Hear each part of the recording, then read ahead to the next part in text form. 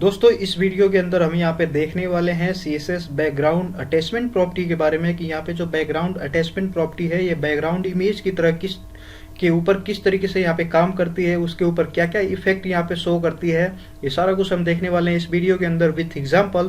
तो चलिए इस वीडियो को शुरू करते हैं और सीखते हैं बैकग्राउंड अटैचमेंट प्रॉपर्टी के बारे में।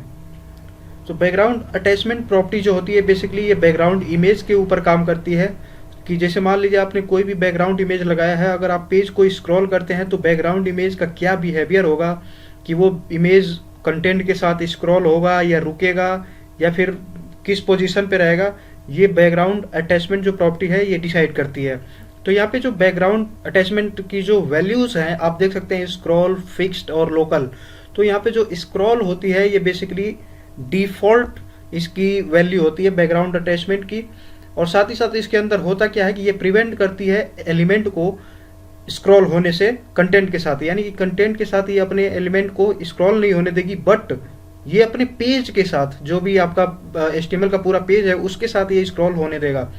बाकी जो फिक्स की बात है, फिक्स के केस में क्या होगा कि इमेज आपका मूव नहीं करेगा एलिमेंट के साथ और ना ही आपका स्क्रॉलिंग का मैकेनिज्म उसके अंदर होगा। ठीक है, ये जो इमेज बेसिकली होगा वो एक जगह पे लॉक हो जाएगा और बाकी जो डॉक्यूमेंट आपके होंगे वो आपके स्क्रॉल होते रहेंगे। बाकी लोकल के केस में भी क्या होगा कि स्क्रॉल वाला उसमें काम होगा, यानी कि इमेज बाकी जो पेज के आपके कंटेंट है वो स्क्रॉल होंगे और जो आपका बैकग्राउंड इमेज है वो स्क्रॉल होगा आपके एलिमेंट के कंटेंट के साथ। ठीक है, बाकी अभी हम इसको एग्जाम्पल के थ्रू देखेंगे ताकि आपको अच्छे से समझ में आएगा। तो सबसे पहले जो हमारा एग्जाम्पल है स्क्रॉल का, यानी कि जो नॉर्मल इसकी जो डिफॉल्ट वैल्यू होती है इसके ऊपर हम यहाँ पे देख लेते हैं कि किस तरीके के काम करता है। तो यहाँ पे मैंने एक डिव ले रखा है, डिव के अंदर हमने यहाँ पे कुछ टेक्स्ट दिया है, वेलकम टू ट्यूटोरियल 007। तो हम यहाँ पे सबसे पहले स्क्रॉल की यहाँ पे देखने वाले हैं जो कि बैकग्राउंड अटैचमेंट प्रॉपर्टी की।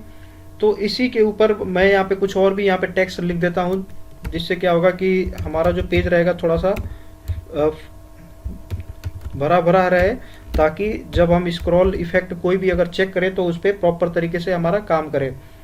तो ठीक है, हम यहाँ पे ये मैं टेक्स्ट उठा लेता हूँ, जैसे एक ये पैराग्राफ में ले लेता हूँ, इसके अंदर ये नॉर्मल टेक्स्ट है, आप कुछ भी यहाँ पे लगा सकते हैं।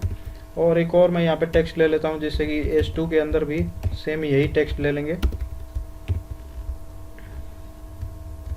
इसके अंदर भी डाल दिया। बाकी आप कोई भी यहाँ पे रैंडम टेक्स्ट जो भी आपकी वेबसाइट के अकॉर्डिंग रिक्वायरमेंट है, ये सिर्फ मैं इसीलिए यहाँ पे लिख रहा हूँ ताकि इसके अंदर जो स्क्रॉलिंग वाला इफेक्ट है ताकि हम देख सके, अगर कंटेंट ज़्यादा होगा तो ही स्क्रॉल का जो इफेक्ट होगा वो आपको देखने को मिलेगा। तो ये जो हमारा डिव है इसको हम कोई ID या फिर क्लास दे देते हैं, तो हम ID दे देते हैं जिसके ऊपर हम यहाँ पे इसको एग्जाम्पल को अप्लाई करेंगे बैकग्राउंड वाला। तो ID हमने डेमो दे दिया और इसके अंदर मैं सोच रहा एक और पैराग्राफ ले लेते हैं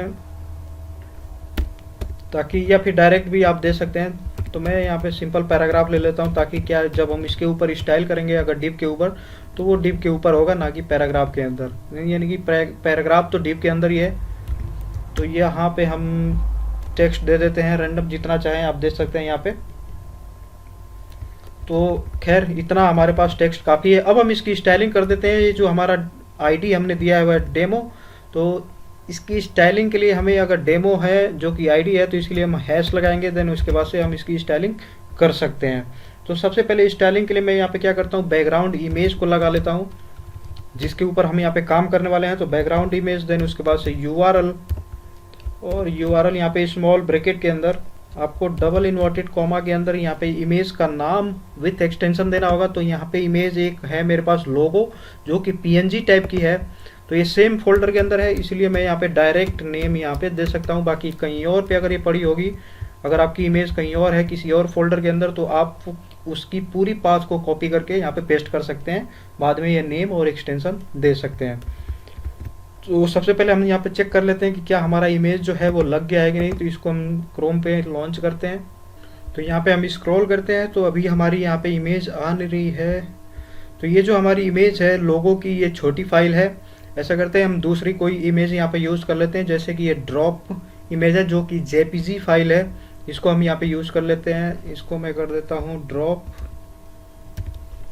और ये JPG फाइल है, इसको हम यहाँ पे सेव करते हैं। देन उसके बाद से रिफ्रेश करेंगे अपने पेज को, तो आप यहाँ पे देख सकते हैं कि ड्रॉप यहाँ पे बैकग्राउंड कलर आपको देखने को मिल गया। बाकी अब हम यहाँ पे फॉन्ट साइज वगैरह अपने चेंज कर देते हैं, जो भी इस पैराग्राफ मतलब इस डिव के अंदर है, इन सबके फॉन्ट साइज को भी हम चेंज कर देते हैं। सबसे पहले मैं इसको नीचे कर देता हूँ, या फिर दो ऐसा करते हैं, इसको ऐसे रख देते हैं ताकि क्लियर हमारा विजुअल रहे कि क्या स्टाइल हमने लगाया हुआ। तो अब हम फॉन्ट साइज को यहाँ पे कर देते हैं 40 पिक्सल। और जो भी आप यहाँ पे स्टाइल लगाना चाहते हैं, जैसे कि मैं यहाँ पे अगर बॉर्डर भी लगाना चाहूँ, बॉर्डर अगर मैं मान लो यहाँ पे कर देता हूँ 5 पिक्सल सॉलिड रेड,